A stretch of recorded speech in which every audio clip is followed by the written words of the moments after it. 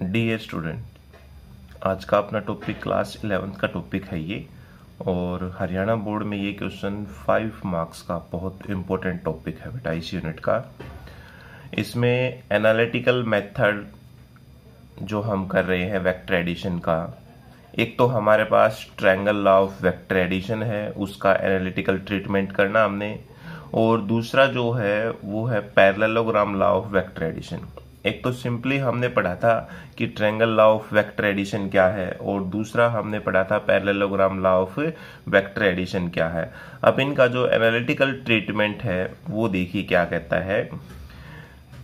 ये कहता है if two vector acting on a particle at the same time, ठीक है, यदि दो वेक्टर जो है एक पार्टिकल के ऊपर एक्ट कर रहे हो सेम टाइम के ऊपर, represented in magnitude and direction, और वो उनके मैग्नीट्यूड और डायरेक्शन को रिप्रेजेंट कर रहे हो by the two side of A triangle taken in same order, दोनों जो है हमारे पास वेक्टर सेम ऑर्डर में होंगे, देन देयर रिजल्टेंट वेक्टर, तो उनका जो रिजल्टेंट वेक्टर होगा इन magnitude and direction by the third side of A triangle taken in opposite order. तो जो उनका जो थर्ड साइड होगी वो अपोजिट ऑर्डर में होगी, और वो क्या रिप्रेजेंट करेगी, वो उनके रिजल्टेंट को रिप्रेजेंट करेगी। तो ये था हमारे पास जो simple triangle law of vector addition था। अब एनालिटिकल ट्रीटमेंट में देखो कैसे कहता है। हमने क्या मान लिया, दो वेक्टर मान लिए, और दोनों वेक्टर जो है ये एक ट्रायंगल की दो साइड को रिप्रेजेंट कर रहे हैं, ठीक है। ये हमने यहां ले लिए दो वेक्टर, एक वेक्टर हमने ये ले लिया और दूसरा वेक्टर जो है वो हमने यहां ये ले लिया। ये दोनों वेक्टर जो है वो सेम ऑर्डर के अंदर है, ठीक है। ये हमारे पास वेक्टर ए है और ये हमने मान लिया वेक्टर बी है, और इनके द्वारा जो ये रिजल्टेंट होगा जो अपोजिट ऑर्डर में है, ये हमारे पास रिजल्टेंट वेक्टर है आर, ठीक है। और आर किसके बराबर हो जाएगा, sum of two other side of triangle जो हो जाएगा। तो इसको हम नाम दे देते हैं ओ पी क्यू नाम दे दिया, ठीक है। हमने जो है मैग्नीट्यूड फाइंड करनी है कि हमारे पास जो रिजल्टेंट है उसकी मैग्नीट्यूड क्या हो जाएगी, क्योंकि डायरेक्शन तो हमने पता है कि वो इनके अपोजिट ऑर्डर में है, ठीक है। अब देखिए मैग्नीट्यूड ऑफ आर अगर फाइंड करें तो मैग्नीट्यूड ऑफ रिजल्टेंट आर, तो वो हमारे पास किसके बराबर हो जाएगी।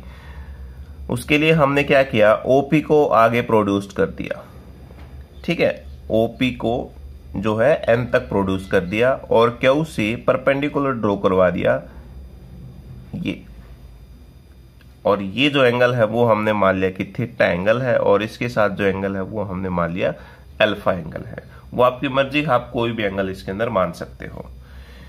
तो जो जो हमने किया है वो सारी बातें लिख लो, या जो जो चीजें हमें पता है। देखिए एंगल क्यू पी एन जो है, एंगल क्यू पी एन ये आपके पास से थीटा के इक्वल है, ठीक है। और ओ पी जो है आपके पास से वो किसके इक्वल है, ए के इक्वल है, और पी क्यू किसके इक्वल है, ये बी के इक्वल है। और जो आपके पास ओ से क्यू तक का डिस्टेंस है ओ क्यू, ये आपके पास से आर के इक्वल है, ठीक है। अब इसकी मैग्नीट्यूड अगर हमने फाइंड करनी है तो देखिए हमारे पास एक दो राइट एंगल ट्रायंगल बन रही है। एक तो आपके पास ओ एन क्यू है और एक आपके पास है पी एन क्यू जो है, ठीक है। यानी इसमें ये हमने फाइंड करना है। तो जो बड़े वाली है हमारे पास उसमें हमें सिर्फ यहां तक डिस्टेंस पता है और ये पता है, हमें न तो ये पता और न ये पता, तो दोनों को हमने फाइंड करना। उसके लिए हम ये राइट एंगल ट्रायंगल लेके चलेंगे जो छोटे वाली है। In right angle triangle Q N P, जो क्यू एन पी है उसके अंदर देखिए हमने क्या डिस्टेंस निकालना है। हमने एक तो आपके पास ये जो क्यू एन है ये डिस्टेंस निकालना है, एक पी से एन तक का डिस्टेंस निकालना है, ठीक है। तो इसमें साइन थीटा निकालें तो किसके इक्वल हो जाएगा, किसी राइट एंगल ट्रायंगल के अंदर साइन थीटा हमारे पास किसके बराबर होता है, परपेंडिकुलर अपॉन में हाइपोटेनियस हो जाएगा, यानी परपेंडिकुलर अपॉन हाइपोटेनियस। परपेंडिकुलर क्या है, थीटा के सामने वाला परपेंडिकुलर होता है, तो ये आपके पास हो गया क्यू एन, और हाइपोटेनियस क्या है, पी क्यू। ठीक है, हमने क्यू वन की वैल्यू निकालनी है, तो पी क्यू को दूसरी साइड लेके चले जाओ, तो क्यू एन किसके बराबर आ जाएगा, पी क्यू साइन थीटा।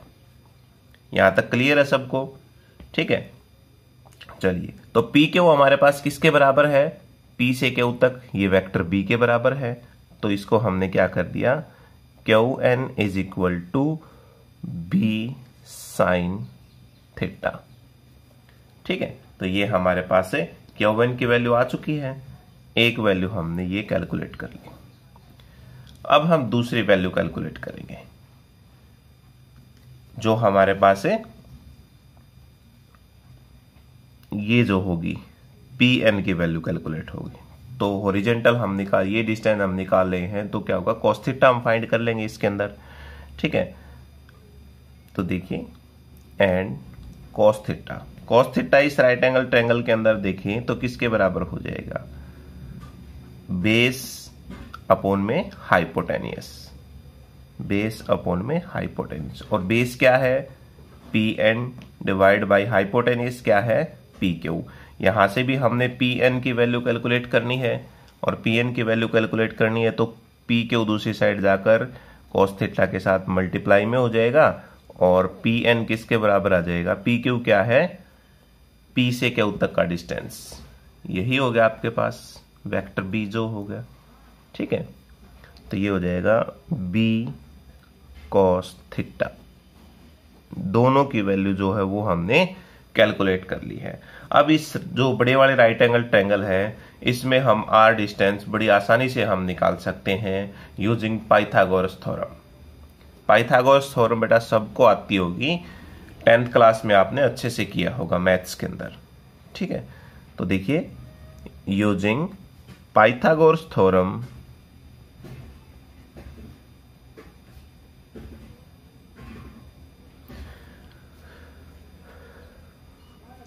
इन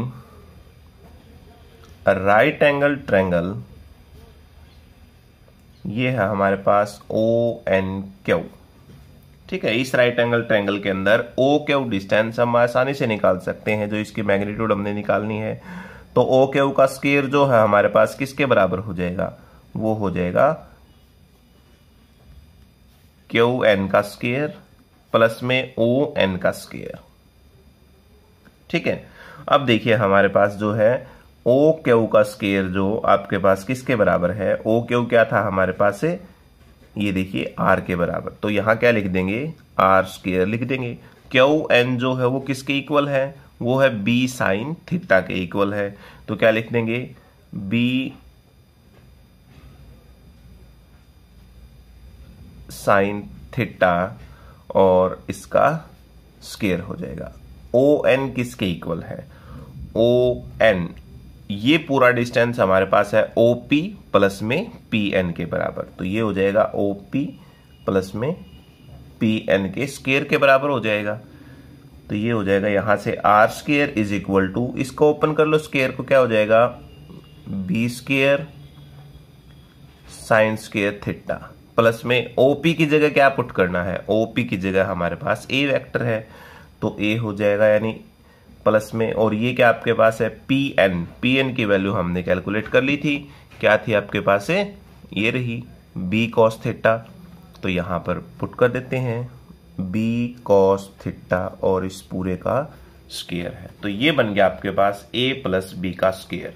तो इसको ओपन कर लो यहां से, R square is equal to b square sine square theta plus में ये हो जाएगा a square plus B square plus 2ab, ठीक है, और b कौन सा आपके पास, b cos थीटा हो जाएगा। तो ये हमने क्या कर लिया, इसका स्क्वायर ओपन कर दिया।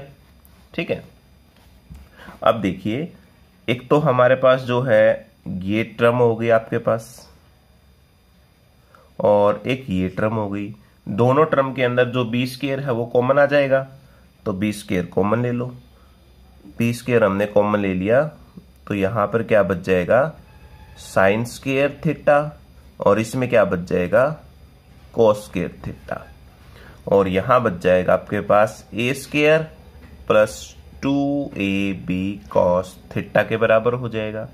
ठीक है, आर स्क्वायर, ये आपके पास देखिए एक आइडेंटिटी बन गई। Sign square theta plus cos square theta किसके बराबर होता है 1 के बराबर होता है। तो यहां पर क्या आ जाएगा B square plus a square plus 2ab cos theta के बराबर। इसको रीअरेंज कर लो तो यहां से आर स्क्वायर किसके बराबर आ जाएगा a square plus B square plus 2ab cos theta, और हमने तो r की वैल्यू निकालनी है तो इसका स्क्वायर दूसरी साइड जाकर क्या हो जाएगा अंडर रूट में हो जाएगा। तो r is equal to under root A square plus B square plus 2ab cos theta, ये हमारे पास रिजल्टेंट वेक्टर हो जाएगा। ठीक है, जो हमारे पास रिजल्टेंट आएगा वो ये आएगा।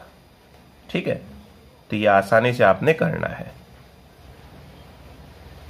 अब हमने मैग्नीट्यूड तो फाइंड कर दी। ठीक है, तो जो डायरेक्शन थी हमारे पास, ये डायरेक्शन क्या है, वैसे तो हमें पता है कि इसके अपोजिट ऑर्डर के अंदर है, लेकिन अब हमने इसकी डायरेक्शन फाइंड करनी है कि जो हमारे पास एंगल है अल्फा वो किस डायरेक्शन में रहेगा। ठीक है, direction of resultant R, direction of resultant R, तो जो हमारे पास आर रिजल्टेंट आया है उसकी डायरेक्शन हम कैसे फाइंड करेंगे। तो हमने क्या माना था कि जो हमारे पास ये जो है आर रिजल्टेंट ये अल्फा एंगल बना रहा है। ठीक है, इसके साथ let the resultant R makes an angle alpha with the direction of vector A। ठीक है, so in right angle triangle जो हमारे पास बड़े वाली राइट एंगल ट्रायंगल हो जाएगी ONQ, जो राइट एंगल ट्रायंगल हो जाएगी। ठीक है, इसके अंदर देखिए ये जो है हमारे पास ONQ, इस राइट एंगल ट्रायंगल की बात करते हैं। तो यहां पर हम देखें टेंजेंट फाइंड करें, क्योंकि डायरेक्शन हम फाइंड करते हैं तो उसके लिए हम क्या फाइंड करते हैं टेंजेंट फाइंड करते हैं। तो इस ट्रायंगल के अंदर जो हमारे पास टेंजेंट है वो किसके बराबर हो जाएगा परपेंडिकुलर अपॉन में बेस के बराबर होता है। टेंजेंट किसके बराबर होता है परपेंडिकुलर अपॉन में बेस। ठीक है, तो अब परपेंडिकुलर जो है वो क्या हमारे पास QN जो है ये रहा इधर QN, तो क्या हो जाएगा QN डिवाइड बाई बेस क्या है आपके पास ON, तो बेस को हमने लिख दिया यहां पर ON लिख दिया। अब इनकी वैल्यू जो है वो इसके अंदर पुट कर दो। O जो QN है ये किसके इक्वल है QN हमने कैलकुलेट कर रखा है, ये रहा B साइन थीटा, तो यहां क्या लिख सकते हैं B साइन थीटा लिख सकते हैं, डिवाइड बाई ON जो है ये किसके इक्वल है OP प्लस में PN के बराबर, तो ये हो जाएगा OP प्लस में PN के बराबर। और यहां से जो हम करें tangent alpha is equal to B sine theta, OP किसके बराबर है OP आपके पास ये रहा यहां से यहां तक वेक्टर A के बराबर जो हो गया, प्लस में PN किसके बराबर है PN की वैल्यू कैलकुलेट कर रखी है B cos थीटा, तो ये आ जाएगा B cos थीटा के बराबर। ठीक है, तो इस प्रकार से हम जो है डायरेक्शन फाइंड कर सकते हैं। तो ये किसके अलोंग रहेगा हमारे पास B sine theta divide by A plus B cos theta के बराबर, और यहां से अल्फा भी हम कैलकुलेट कर सकते हैं। ये टेंजेंट दूसरी साइड जाकर क्या हो जाएगा टेंजेंट इनवर्स हो जाएगा। ठीक है, तो ये हमारे पास था triangle law of vector addition का एनालिटिकल ट्रीटमेंट। अब जो है एनालिटिकल ट्रीटमेंट हमारे पास parallelogram law of vector addition, तो उसमें भी आप ये मान के चलो बेटा कि यहां तक जो हमारे पास है वो बिल्कुल सेम टू सेम है।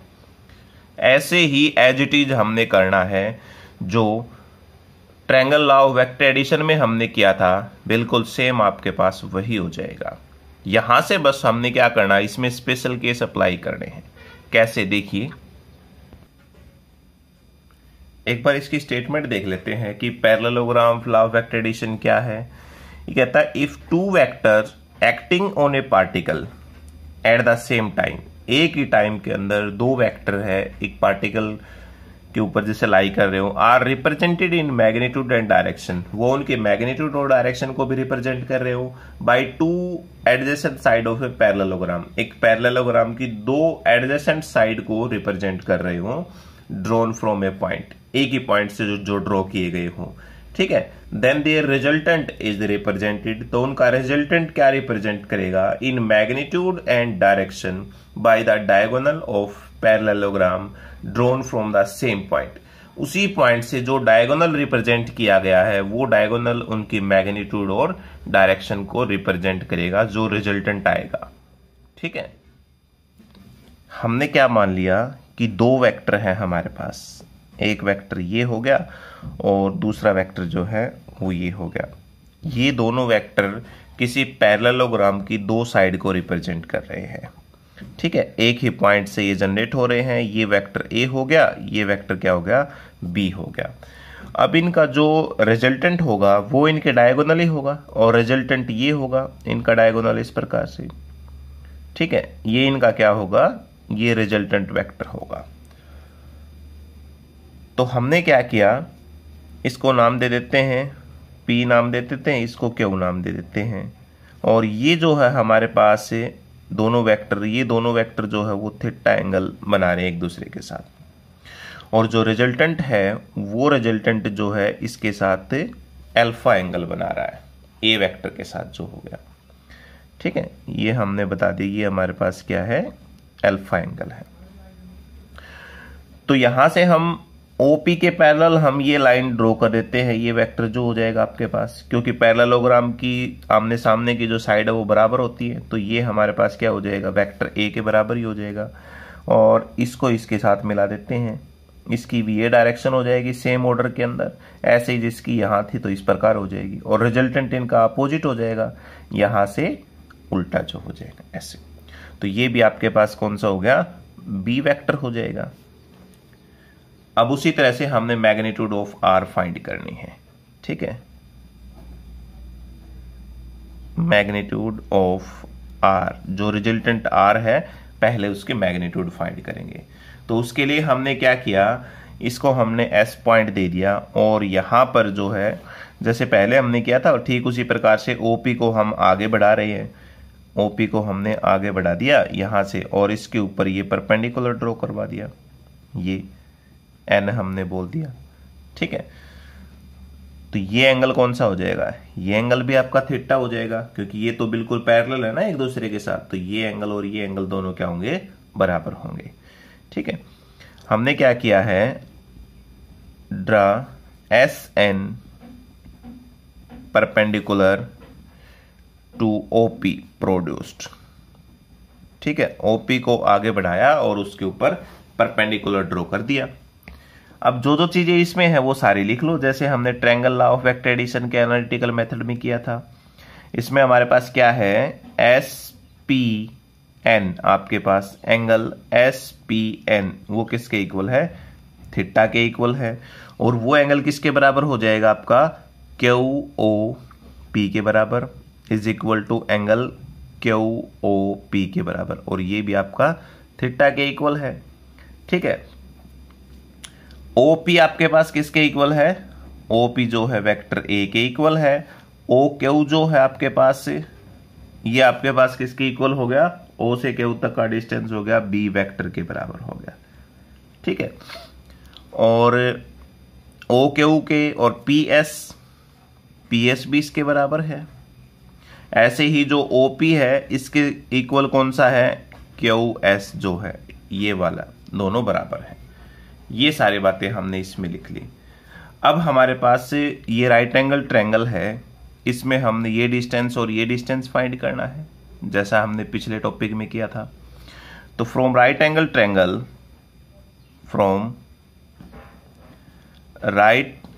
ट्रायंगल इस ट्रायंगल के अंदर कौन सी SNP जो ट्रायंगल है SNP, इस ट्रायंगल के अंदर देखिए पहले हम ये फाइंड करेंगे, PN फाइंड करें और फिर SN फाइंड करें इसमें, ठीक है। तो SN अगर फाइंड करें इसमें तो ये वाला, तो इसका मतलब साइन थीटा हमने निकालना है। तो इसके अंदर जो है राइट एंगल ट्रायंगल जो है साइन थीटा किसके बराबर हो जाएगा, ठीक है। साइन थीटा अगर कैलकुलेट करें इस ट्रायंगल के अंदर तो वो देखिए ये परपेंडिकुलर अपॉन में हाइपोटेनियस हो जाएगा, ठीक है। और परपेंडिकुलर किसके इक्वल है, SN के बराबर है आपका। तो SN डिवाइड बाई हाइपोटेनियस क्या है PS जो है, और SN किसके इक्वल है, SN ये हमने कैलकुलेट करना है सॉरी, और PS आपके पास B के इक्वल है। तो SN डिवाइड बाई B हो जाएगा और B दूसरी साइड जाकर मल्टीप्लाई में हो जाएगा। तो हमारे पास से SN डिस्टेंस किसके इक्वल हो जाएगा, B साइन थीटा के इक्वल, जैसा पिछले में हमारे पास आया था B साइन थीटा, ठीक है। अब हम फाइंड करेंगे जो हमारे पास कोस थीटा है उसकी वैल्यू,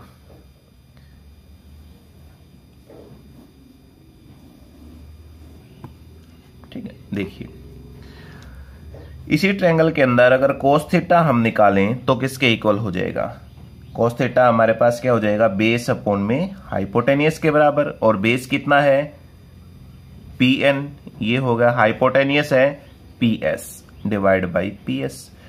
तो PN की वैल्यू किसके बराबर हो जाएगी, ये दूसरी साइड जाकर कोस के साथ मल्टीप्लाई में हो जाएगा, और PS किसके इक्वल है, B वेक्टर के। तो ये हो जाएगा B cos थीटा, सेम हो गया ना वैसा ही हमारे पास, जैसे सिर्फ डायग्राम में थोड़ा सा डिफरेंट है इसमें। अब क्या करेंगे, जब हमने दोनों डिस्टेंस निकाली तो पाइथागोरस थ्योरम अप्लाई करेंगे इसमें, ठीक है। बाय यूजिंग पाइथागोरस थ्योरम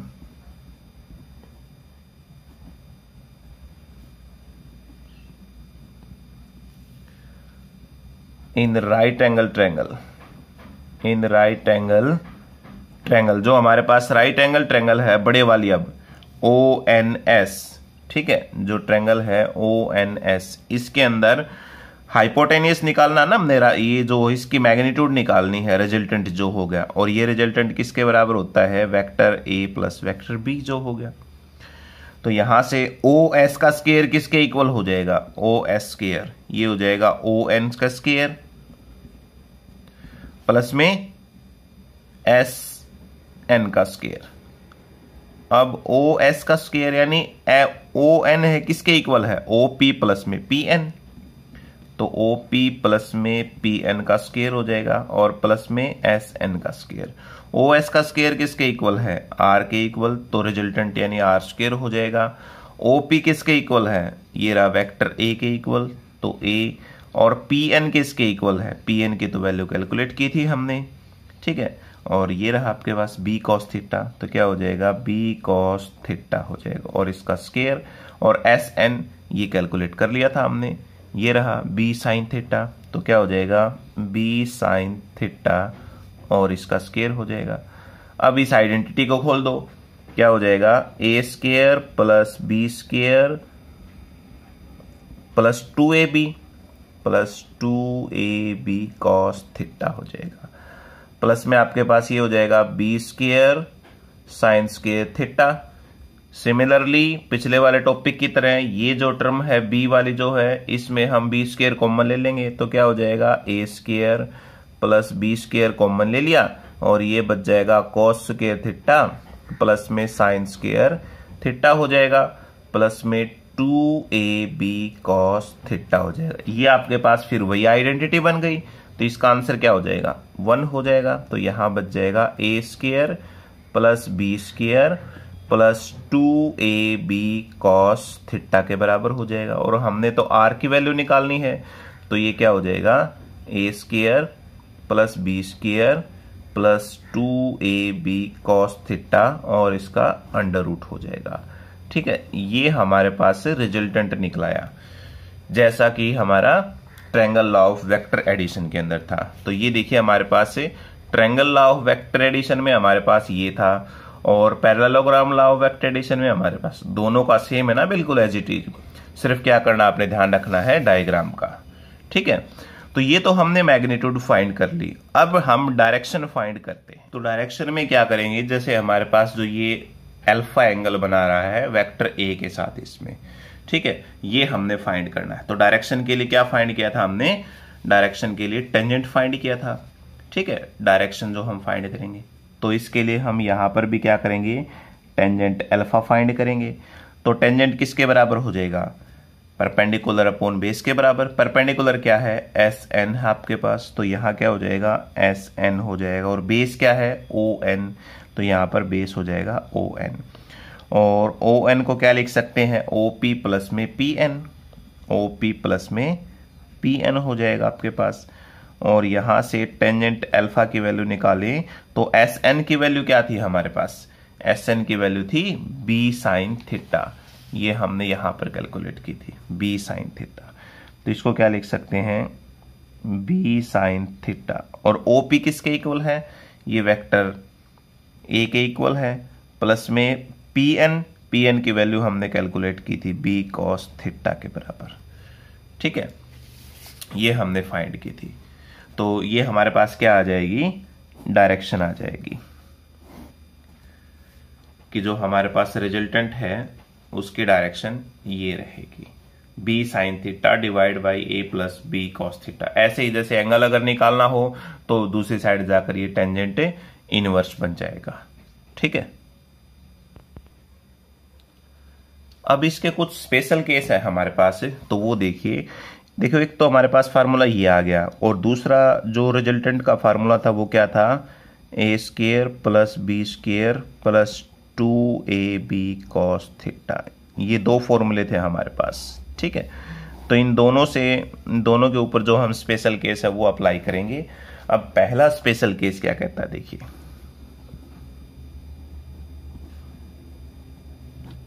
इसमें ये कहता है कि जो दो वेक्टर हैं ए और बी वो सेम डायरेक्शन के अंदर लाई कर रहे हो, when two vectors A and B lies along same direction. अगर सेम डायरेक्शन में लाई कर रहे हैं मतलब एक इस प्रकार से हुआ और दूसरा भी क्या हो, इसी प्रकार से हो, तो हमारे पास एंगल क्या हो जाएगा, एंगल 0 डिग्री हो जाएगा। इसका मतलब थीटा हमारे पास जो है वो किसके इक्वल हो जाएगा, 0 डिग्री के बराबर।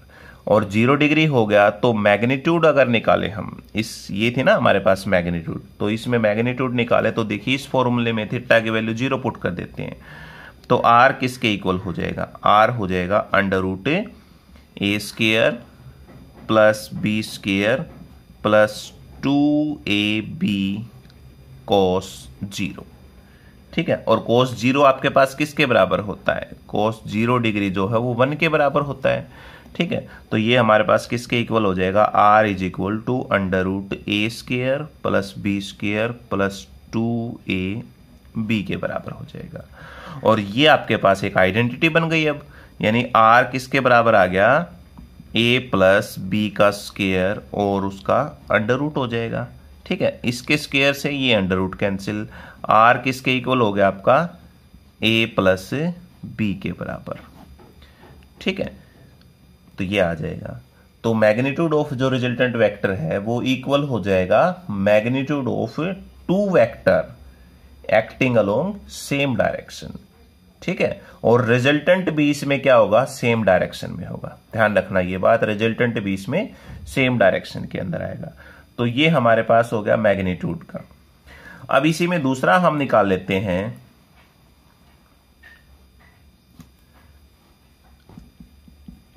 सेकंड जो हम निकालते हैं, if two vectors A and B are acting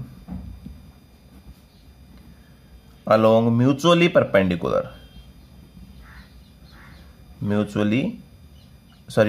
नहीं, opposite direction, mutually opposite direction. ठीक है, दोनों अब की बार तो क्या थे, सेम डायरेक्शन में, लेकिन यहां क्या हो जाएंगे, अपोजिट में। एक ऐसे हो जाएगा और एक ऐसे हो जाएगा। ठीक है, और ये दोनों सेम पॉइंट से ही, इसमें भी आपके पास क्या होंगे, यहां पर जैसे सेम पॉइंट से ही ये जो है वो लाई करें, दोनों की डायरेक्शन क्या हो जाएगी, सेम। मान लो यहां से चले तो एक की डायरेक्शन ये हो जाएगी, दूसरे की भी कौन सी हो जाएगी, ये हो जाएगी। ठीक है, इनकी हमारे पास क्या हो गई, अपोजिट डायरेक्शन हो गई।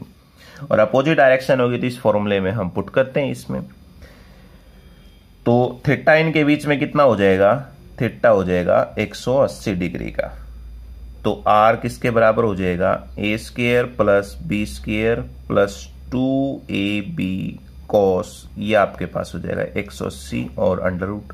अब कोस 180 डिग्री आपके पास होता है -1 के बराबर। तो ये हमारे पास वही आइडेंटिटी बन गई। नेगेटिव की हो जाएगी अब की बार, ये बन जाएगा a माइनस बी, यानी ए स्क्वायर प्लस बी स्क्वायर, और इसकी जगह माइनस पुट कर दे तो क्या हो जाएगा, -2ab हो जाएगा। क्यों, क्योंकि 180 जो है कॉस वो क्या होता है, -1 होता है। ठीक है, तो r is equal to a minus B, और ये बन जाएगा इसका स्क्वायर, यहां से कैंसिल आउट हो जाएगा। तो r किसके बराबर आ गया, r हो जाएगा a माइनस बी के बराबर। ठीक है, तो रिजल्टेंट हमारे पास किसके बराबर आ गया, a माइनस बी के बराबर आ जाएगा। ठीक है,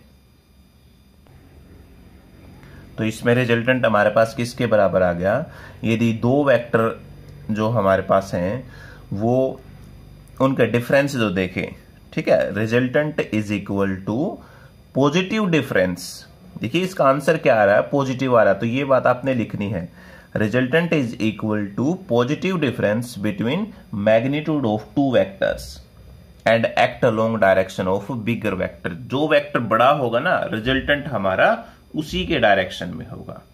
ठीक है, अब देखिए जो हमारे पास इस फॉर्मूले में तो हमने पुट कर दिया। अब अगर यहां पुट करें हम 0, तो देखिए यहां अगर इसमें पुट कर दें, क्योंकि इसमें क्या था कि थीटा जो वेक्टर जो है हमारे पास, दो वेक्टर वो सेम डायरेक्शन में थे, तो थीटा हमारे पास 0 था। थीटा इसमें 0 पुट करोगे तो साइन 0 क्या हो जाएगा, 0, यानी ये टर्म क्या हो जाएगी, 0। तो अल्फा एंगल हमारे पास क्या हो जाएगा, 0 हो जाएगा। अब यदि इसमें पुट करें हम, ठीक है, कोस जो है इसके अंदर पुट करें, यहां पर 0 डिग्री पुट करें तो क्या हो जाएगा, यानी 180 पुट करें तो 180 में भी क्या हो जाएगा, 0 हो जाएगा आपका। तो यहां पर भी डायरेक्शन क्या हो जाएगी, कोई नहीं रहेगी इसमें। अब थर्ड केस क्या कहता है, थर्ड केस में देखिए तीसरा जो केस है, when two vectors acting at right angle. ठीक है, ये दोनों वेक्टर क्या हो, राइट एंगल के ऊपर जो है एक्ट कर रहे हो टू ईच अदर। अगर राइट एंगल पर कर रहे हैं तो थीटा हमारे पास कितना हो जाएगा, 90 डिग्री हो जाएगा। ठीक है, तो आर वाले फॉर्मूले में मैग्नीट्यूड में हम फाइंड करें इसमें, तो किसके इक्वल हो जाएगा, a square plus B square plus 2ab, और यहां क्या हो जाएगा, cos 90 डिग्री। और cos 90 आ गया आपके पास तो किसके इक्वल हो जाएगा, a square plus B square, cos 90 0। ठीक है, cos 90 जो होता है हमारे पास वो 0 के बराबर होता है। अब ये r जो बन गया आपके पास अंडर रूट ए स्क्वायर प्लस बी स्क्वायर के बराबर आ जाएगा। ठीक है, अब इसके डायरेक्शन फाइंड करें हम। जो टेंजेंट अल्फा का फार्मूला था हमारे पास, b sine theta divide by A plus B cos theta जो था आपके पास, तो यहां पुट करें बी साइन 90 पुट कर देते हैं, और यहां पुट कर देते हैं ए प्लस बी कॉस 90। कॉस 90 वाली टर्म तो क्या हो जाएगी, 0 हो जाएगी, क्योंकि इनको अलग अलग भी कर सकते हैं। कैसे, देखिए tangent alpha is equal to, इसको हम लिख सकते हैं B sine 90 divide by A, और प्लस में कर सकते हैं B sine 90 divide by B cos 90। ठीक है, तो cos 90 यानी ये टर्म हमारे पास क्या हो गई, 0 हो गई, और साइन 90 किसके इक्वल होता है, 1 के बराबर होता है, यानी साइन 90 जो होता है हमारे पास वो 1 के इक्वल होता है। ठीक है, तो यहां से टेंजेंट अल्फा निकालें तो किसके बराबर, ये तो 1 हो गया, तो b डिवाइड बाई a जो हो जाएगा। तो इससे हम जो है डायरेक्शन फाइंड कर सकते हैं। अब हमने अल्फा फाइंड करना है यहां से, तो टेंजेंट दूसरी साइड जाकर इनवर्स बन जाएगा। इसकी पावर -1 हो जाती है ना, टेंजेंट को दूसरी साइड लेके जाते, तो इसे बोलते हैं इनवर्स हो गया। ये टेंजेंट इनवर्स से b बाई a के बराबर, ये जो है हमारे पास से इसकी डायरेक्शन हो जाएगी। ठीक है, तो इस प्रकार से जो है हमने triangle law of vector addition और parallelogram law of vector addition के एनालिटिकल ट्रीटमेंट हमने किए हैं।